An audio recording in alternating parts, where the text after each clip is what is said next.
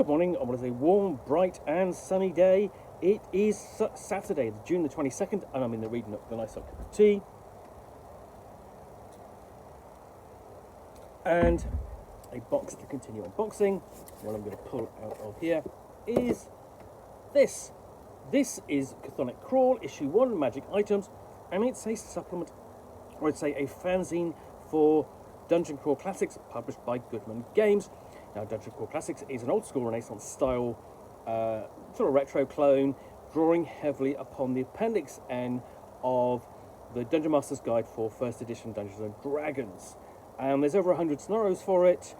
The last 30 or so are specifically written for the Dungeon Crawl Classics role-playing game. Previous ones were written for Dungeons and Dragons 4th edition, and then essentially the two iterations of 3rd edition. Specifically now, it's got its own game system, heavily supported, and I really like it, and I really like some of the settings that's been published for it, including Lankmar. So, but it also has quite a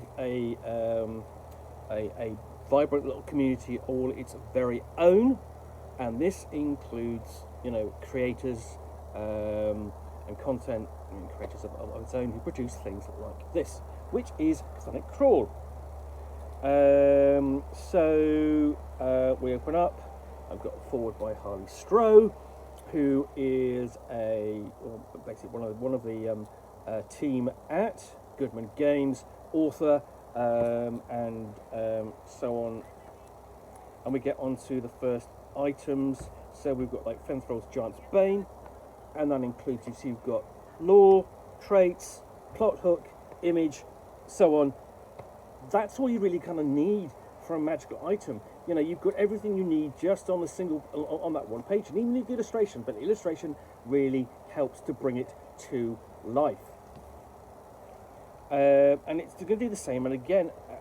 So really what you've got with this is a collection, as I say, magic items. I don't know whether there's been a second issue, would be nice, but if you are looking for a book of magical items for your Dungeon Crawl Classics, this is possibly one of the places to start. Because the other thing to note about Dungeon Crawl Classics is that it's not a role-playing game like Dungeons and Dragons, where there's an awful lot of magical items. Mostly you are relying upon the player character's own skills and abilities. So we've got Eye of Splendor, Thunderbelly's Monocle, and in some cases, essentially, you've got a bigger illustration than an actual description of content. Really, you know, quite a short section of lore and traits, and a plot hook is kind of like just the single sentence. So you've got the Lopera Baked Giant Cleaver, you know, and you can use these to give to your NPCs, live lying around for your player characters to find. You know, and with the plot hook, actually build scenarios around them. You know, so like the Crucible, this is from a famous halfling alchemist who loved food, and this is essentially, this came about because he built a fire, and it attacked a troll, attacked the party, and so on. So he created a crucible, so he didn't have to build a fire and potentially alert foes to their presence. So it's a cast iron skillet that actually creates its own fire and heat without attracting monsters, and then you can use it in a fight. So, you know, international pan fighting with anyone with a self-heating flat skillet. Glock's healing potion. Yeah, it doesn't look too nice.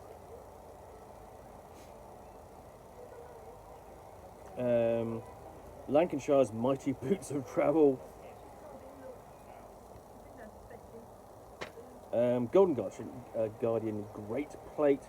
Something fantastic for your warrior. Rusty Razor of Durbler the Lacerator.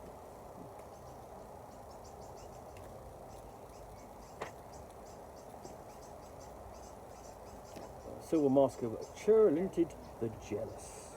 Well, you know, if you're going to be wearing a silver mask, yeah, you've probably got issues.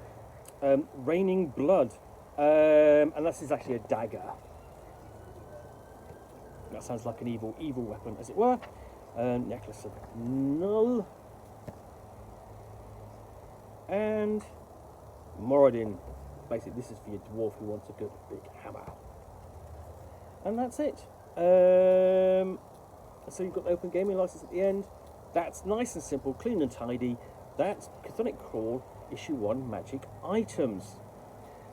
I think that's a nice little book. If you are looking for magical items with a little bit more background and a little bit more detailed flavour to them, you know, like the Crucible, which I think is already my favourite item in here, without just upon initial examination, that you can bring into your Dungeon Crawl Classics game. I think this is a useful little supplement to have. Anyway, hope you enjoyed this unboxing in the Nook. If you did, then please do click on the like button down below. And if you've got any comments or feedback, I do appreciate you taking the time to post those.